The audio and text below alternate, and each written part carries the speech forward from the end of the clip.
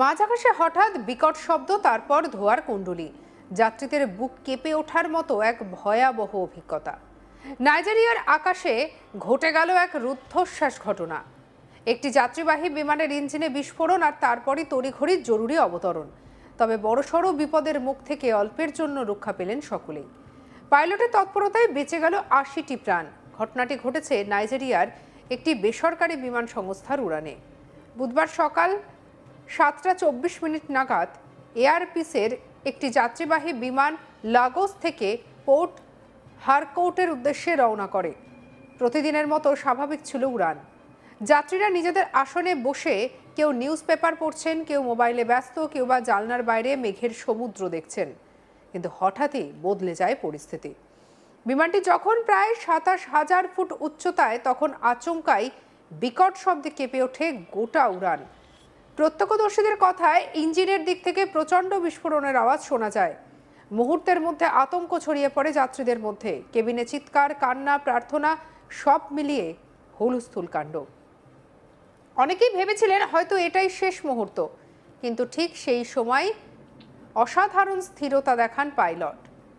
বিমান চলাচলের নিয়ম অনুযায়ী দ্রুত পরিস্থিতি মূল্যায়ন করে তিনি জরুরি অবতরণের সিদ্ধান্ত নেন।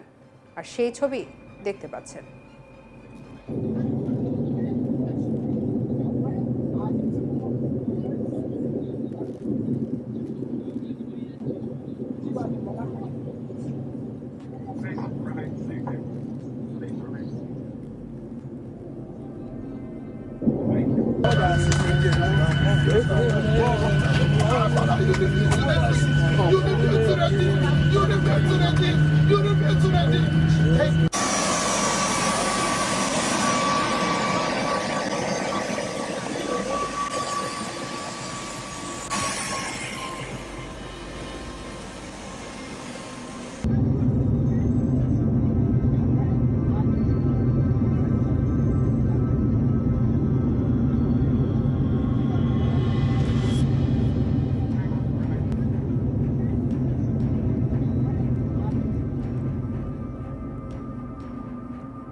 তবে সূত্রের খবর বলছে ইঞ্জিনের একাংশে আগুন ধরে যায়, তবে দ্বিতীয় ইঞ্জিন সচল থাকায় বিমানটি নিয়ন্ত্রণে রাখা সম্ভব হয়।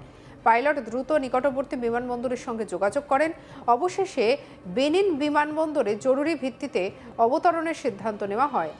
কন্ট্রোল টাওয়ারের অনুমতি মিলতেই পরিকল্পনা অনুযায়ী অবতরণ প্রক্রিয়া শুরু করা হয়। কয়েক মিনিটের সেই সময় যেন একেবারে কয়েক ঘন্টার সমান দীর্ঘ ছিল। অবশেষে মসৃণভাবে রানওয়েতে নামতে সক্ষম হয় বিমানটি। বিমানটিতে বিমানকর্মী সহ মোট ৮০ জন ছিলেন। সৌভাগ্যবশত কেউ আহত হননি। অবতরণের পর দ্রুত সকল যাত্রীকে নিরাপদে নামিয়ে আনা হয়। পরে বিমানটিকে পরীক্ষা করে দেখা যায় যে একটি বিমানের বড় অংশ পুড়ে গিয়েছে। তবে কী কারণে এই বিস্ফোরণ তা এখনো পর্যন্ত স্পষ্ট নয়। তদন্ত শুরু করা হয়েছে।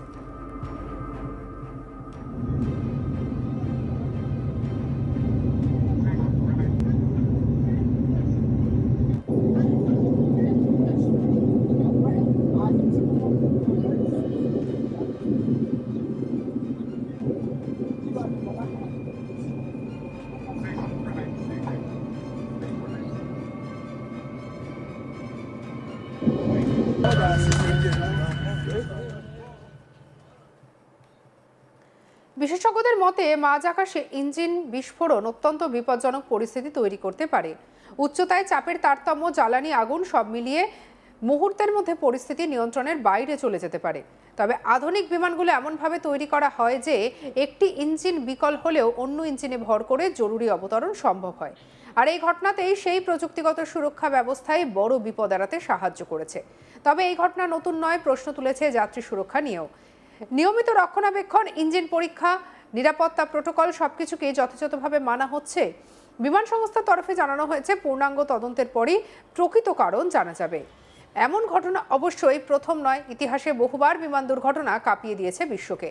কিছু ক্ষেত্রে প্রযুক্তিগত ত্রুটি, কোথাও মানবিক ভুল, আবার কোথাও প্রাকৃতিক দুর্যোগ। বিভিন্ন কারণেই ঘটেছে ভয়াবহ বিপর্যয়। সবথেকে মর্মান্তিক বিমান দুর্ঘটনার মধ্যে অন্যতম ১৯৭৭ সালের টেনেরিফ এয়ারপোর্ট ডিজাস্টার। স্পেনের ক্যানারি দ্বীপপুঞ্জের রানওয়েতে দুটি বোয়িং 747 বিমানের সংঘর্ষে প্রাণ হারান 483 জন, আর এটি আজও বিশ্বের সবথেকে ভয়াবহ বিমান দুর্ঘটনা হিসেবে চিহ্নিত।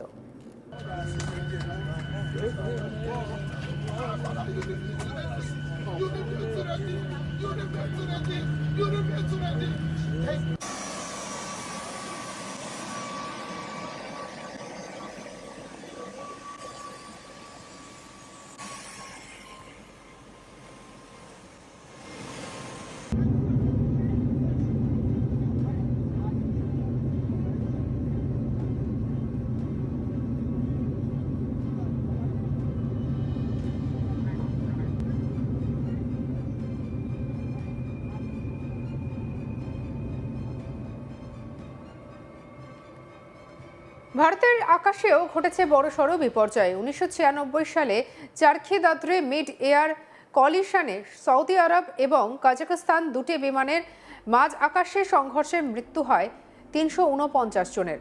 মানবিক ভুল এবং যোগাযোগের বিভ্রাটকে দায়ী করা হয়েছিল। 1914 সালে মালয়েশিয়ান এয়ারলাইন্স ফ্লাইট 370 ডিজাপিয়ার রহস্যজনকভাবে নিখোঁজ হয়ে যায়। 239 জন যাত্রী এবং ক্রু নিয়ে উড়ে যাওয়া সেই বিমান আজও পুরোপুরি উদ্ধার হয়নি। একই বছর মালয়েশিয়া এয়ারলাইন্স ফ্লাইট 17 শুটডাউন ইউক্রেনের আকাশে ভূপাতিত হয়, প্রাণ হারান 298 জন। ভারতের 2020 সালে এয়ার ইন্ডিয়া এক্সপ্রেস ফ্লাইট 1344 কেরলের কোঝিকোড়ে বিমানবন্দরে অবতরণের সময় রানওয়ের ছাড়িয়ে ছাদে গিয়ে পড়ে, মৃত্যু হয় 21 জনের। পাইলটের শেষ মুহূর্তের চেষ্টায় বড় বিপদ কিছুটা হলেও এড়ানো সম্ভব হয়েছিল।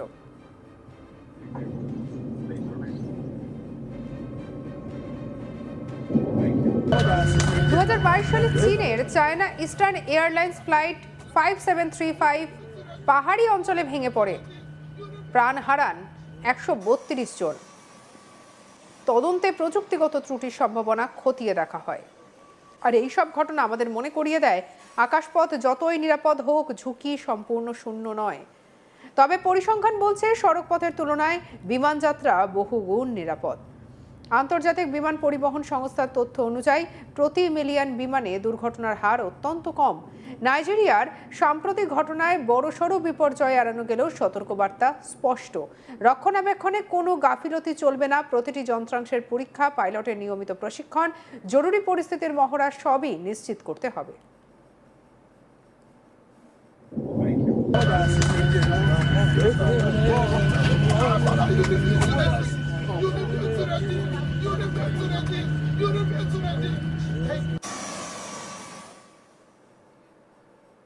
সঙ্গে রাখুন আজ তাক বাংলার ইউটিউব চ্যানেলকে লাইক, কমেন্ট, শেয়ার, সাবস্ক্রাইব করতে ভুলবেন না।